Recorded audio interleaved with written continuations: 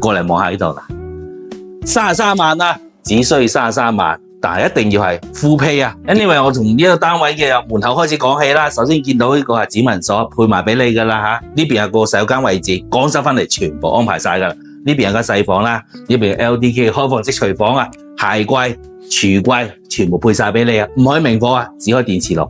但係一家大細嚟呢度旅遊啊，煮個海鮮都係冇問題嘅，我覺得啊。房同埋廳全部都係一體噶啦，只不過中間做個隔斷，調翻轉私隱性係咪高啲啊？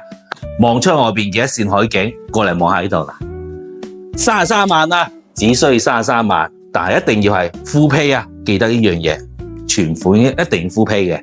OK， 你諗下呢套單位，想當年啊，之前計啊都要70-80萬啦，而家直接跌到地板價咁嘅單位，有冇興趣啊？有興趣嘅話，記得係 follow 呢期嘅話，最緊係咩啊？ Like 同埋 subscribe埋 channel， 下期見。深圳惠州筍盤日日 update， Like 同埋 subscribe埋 channel， 一齊了解更多筍盤啦。